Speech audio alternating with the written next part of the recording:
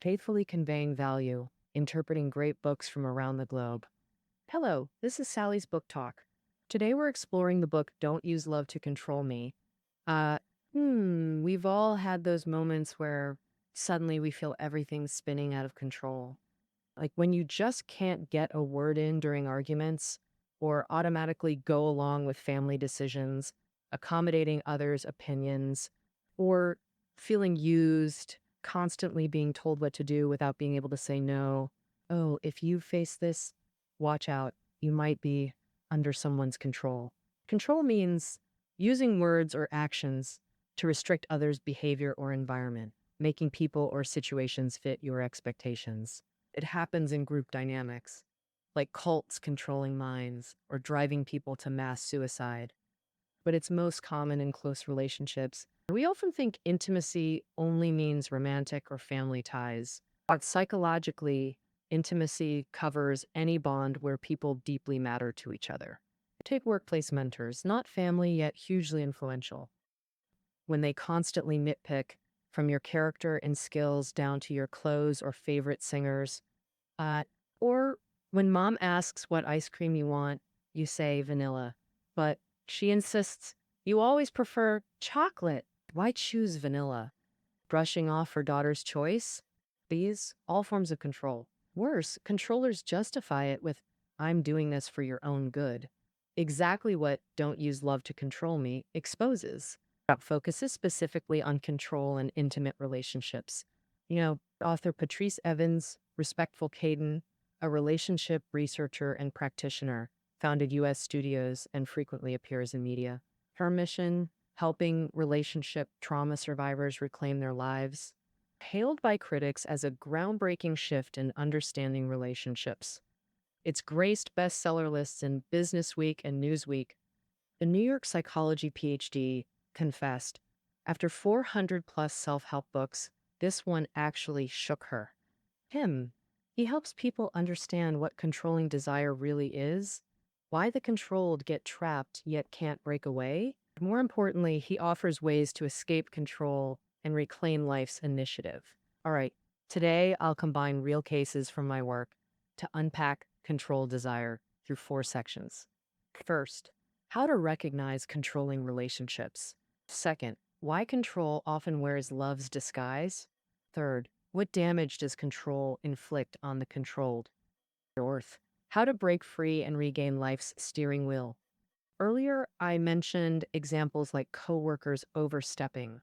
Oh, you might be shocked because such things happen constantly, yet few realize they're controlling or being controlled. So in part 1, I'll detail characteristics of controlling relationships for precise identification. Generally, control manifests 4 traits. First trait, you sense this hidden contradiction, wanting to leave yet clinging, but can't pinpoint why it feels off. Just can't articulate it. Like when your partner constantly dictates your actions. They might insist, I'm only doing this for your own good. But you sense there's more beneath. Instead, you might constantly second guess yourself, feeling defeated. When this happens, don't dismiss that contradiction. Examine if you're psychologically controlled. Second trait, judgmental language. You're not like that, yet they declare, I know you best, you're always this way.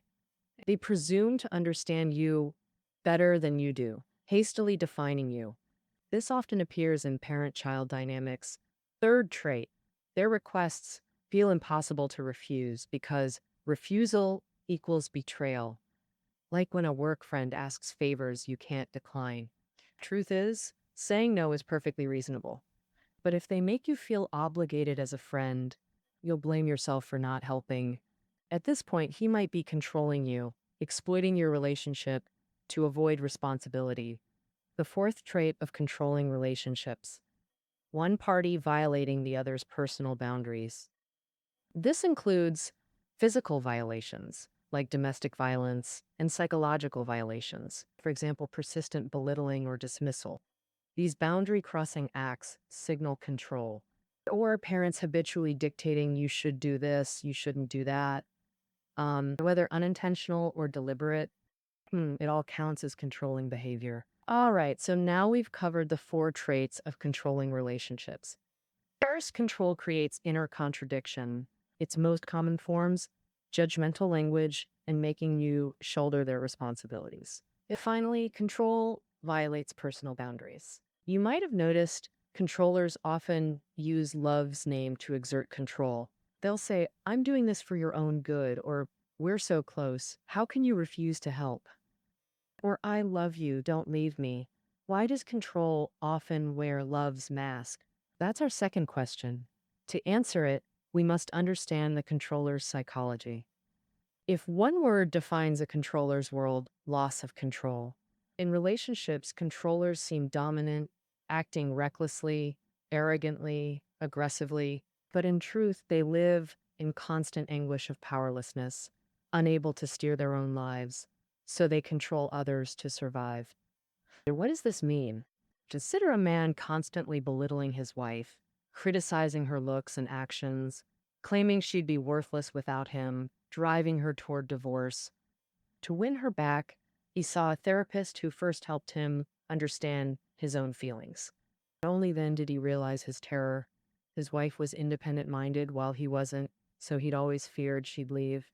He said, Yo, no, my wife and I used to live inside this soap bubble. That bubble was my whole world. For this man, the bubble represented his meticulously crafted married life.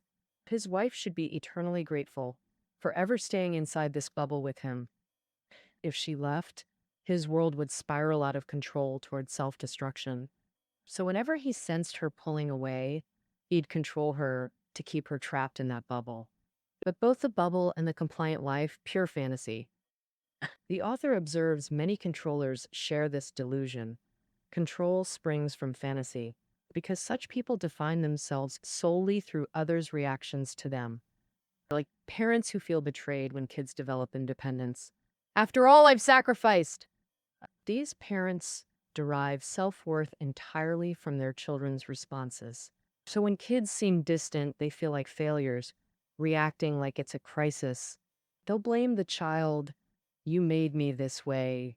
But reality can't bend to their will. To avoid losing control, they retreat into two layered fantasies. First layer, the soap bubble, an insulating shield blocking reality, especially raw emotions. This man's core emotion, terror. Yet without therapy, he'd never confront this feeling. To him, examining fear feels catastrophic, better buried. Whenever anger, anxiety, or pain surfaced, he blamed his wife. You caused this misery, he'd insist. Your fault, not mine. Second layer, an imaginary person, because only a fictional person can be molded to their will. Only then can they feel secure, this person will never leave. So controlling behavior often masquerades as suffocating love. I'll control you. You can't leave. I'll arrange everything for you. Because you must become my fantasy. I care too much. I can't function without you. I love you because I need you here forever. Like this man's imaginary wife. She should remain unchanged forever. She shouldn't have independent thoughts, never leave him, never evolve. In reality, we see parents appearing gentle, yet constantly monitoring children's every move, jumping in at the slightest struggle. The moment a child shows frustration, parents command, you must do it this way. What they're really saying, you couldn't survive without us.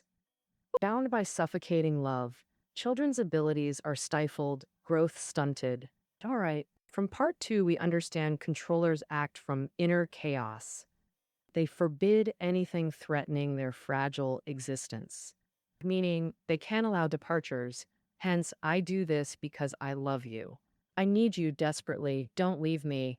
That's why they control in love's name. So what harm does control cause? That's our third issue, 4 main damages. First, it assaults psychological boundaries. What are psychological boundaries? They're the safe emotional distance we all require. Like how we appreciate people with good judgment who speak appropriately, avoid assumptions, and respect other space. They give space when needed. True emotional intelligence. We'd say such people honor psychological boundaries. Mature individuals need boundaries to distinguish their feelings from others' influence. Without firm boundaries, people lose self awareness and tolerate mistreatment. They struggle to form equal relationships because they believe intimacy means zero distance, total transparency, and inseparable connection. Like one woman who found relationships impossible, I just know that's what they're thinking because it's what I'd think.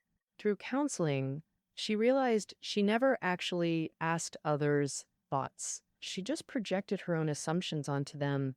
No wonder relationships failed. Control inflicts a second damage, self fragmentation. We often hear people describe themselves as split. This isn't pathological schizophrenia, but a psychological survival mechanism. Part of you is visible, another part stays hidden. They sometimes feel completely different inside from how others perceive them, a side effect of prolonged control. This fragmentation becomes their protective armor, like a 30-year-old grad student who'd always lived with parents. Outwardly, he echoed their views. Inwardly, conflict raged. A secret voice drove him to do forbidden things. His obedience extended to everyone, because only by meeting expectations could he be loved, burying his true self. This fragmentation prevents integrating personal needs with external demands, causing inner war, which reveals the third damage. Victims can't comfortably be themselves.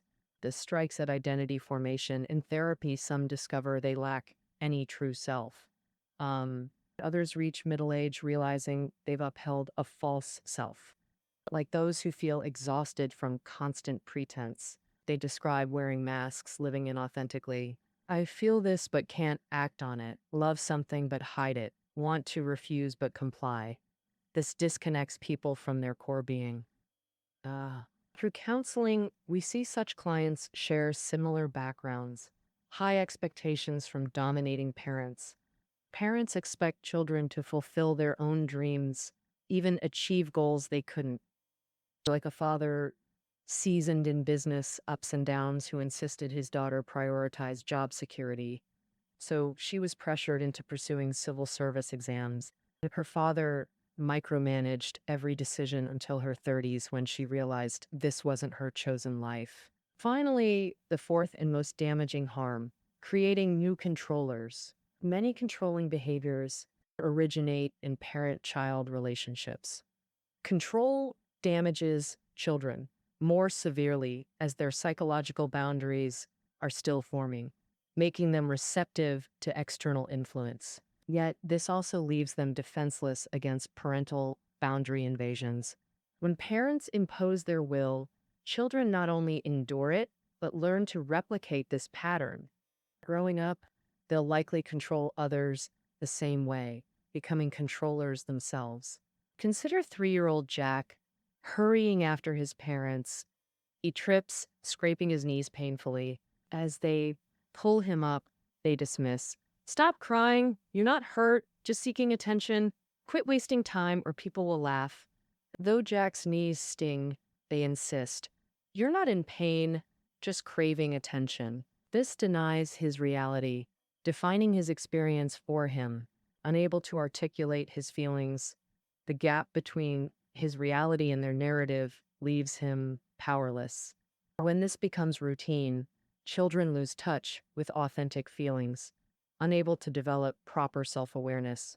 Little Jack will likely grow up suppressing emotions, telling himself feelings are wrong, that one must live purely rationally. People who've long been disadvantaged in controlling relationships usually avoid genuine emotions, especially intense ones that cause discomfort.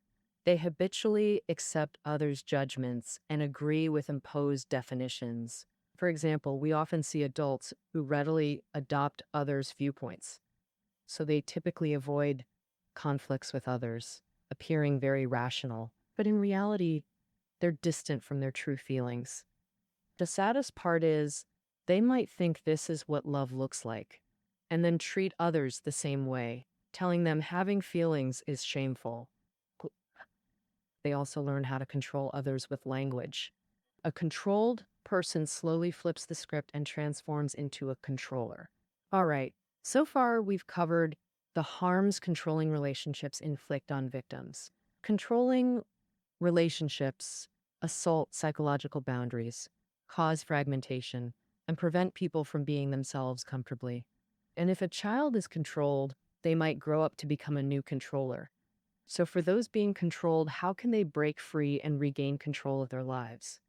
That's the fourth question we'll address today. Um, the first step to escaping control is recognizing the coercive force in the relationship. What is coercive force in a relationship? Simply put, it's connecting through unnatural methods like coercive demands, unequal interactions, or judgmental language. Anything controlling to make someone fit your ideas counts as coercive force. As we said earlier, controllers harbor fantasies about intimate relationships, and the controlled person, they can't distinguish fantasy from reality, demanding you never leave and endlessly fulfill their imagination. Next, I'll share some small methods to help recognize a controller's strategies. One common controller strategy is refusing equal communication, where equal means give and take, mutual exchange. But controllers never ask for the other's thoughts. If opinions differ, they might lose control. So they're used to jumping to conclusions, often personal rather than factual. For instance, if a wife complains about her husband's behavior, the controlling husband might say, "You're always like this," not wanting to live properly. Second, replacing consensus with commands, like a mother ordering, "You must be in bed by 10 p.m.," or "Come straight home after school, no playing at friends' houses." If the child voices disagreement, she shuts it down with, "Why are you so disobedient?" This strategy thrives in hierarchical relationships. Bosses or parents control subordinates or children this way. Third, non-response to topics. In underlying logic, if I don't respond, I can pretend you and your thoughts don't exist. Even when they respond, it's often insincere because they don't see the other as an independent thinker, like a wife who nags while the husband stays silent. People often blame the wife. She's too naggy, but truthfully, his non response negates her needs. That silence is control. Her nagging is the result of chronic neglect. Finally, the husband smugly declares, "You're too naggy." Fourth, false promises to diffuse conflict, like repeatedly saying, "Okay, okay, I'll do it right away." Then nothing happens. Nobody expects follow through. Broken promises maintain control. Like abusers who vow after violence, "I'll never do it again. I just love you too much." It offers false hope, a delaying tactic to keep the disappointed partner trapped. And once you recognize these coercive patterns, the next step is building clear personal boundaries. One woman came to therapy devastated, feeling controlled by her mother with no escape. She confessed, "Mom wants me to fulfill her dreams, plans my future, claims it's for my good. I resist sometimes, but her arguments sound right, though something feels deeply wrong." The daughter couldn't refuse her mother's constant boundary violations um, because she'd never established personal boundaries. She couldn't define how she deserved to be treated or form independent thoughts. When asked her own opinions, she'd say, "Mom says, friends say, books say." Still, that easily influenced child needing maternal guidance, not a 30-year-old woman. So, how can we effectively establish clear personal boundaries? First, when others judge you, beware if you're being controlled by their snap judgments. If so, defend yourself. That's boundary building. Of course, self-defense is hard with close ones. It risks conflict.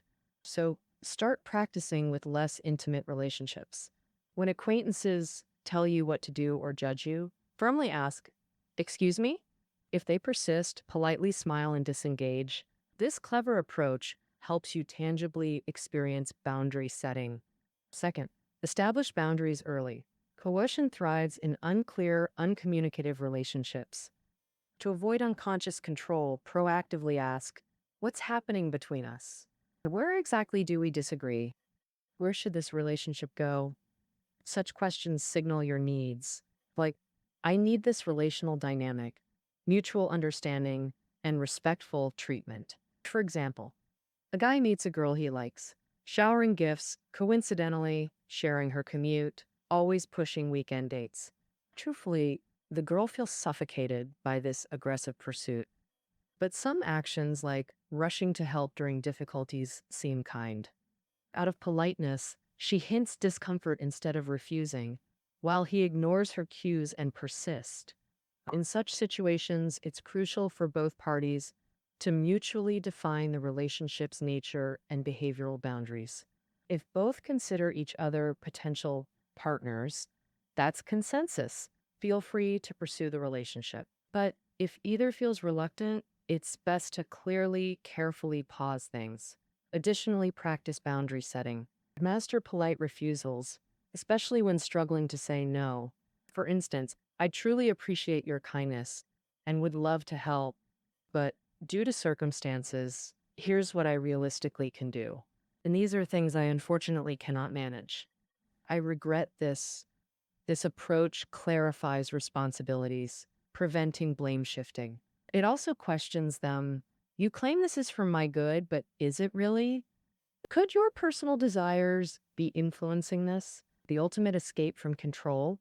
Authenticity. Less a method, more a life philosophy. When we trust our inner feelings, even unpleasant ones, we approach truth. This means rejecting disguised lives, not forcing others to enable our fantasies or ourselves to submit.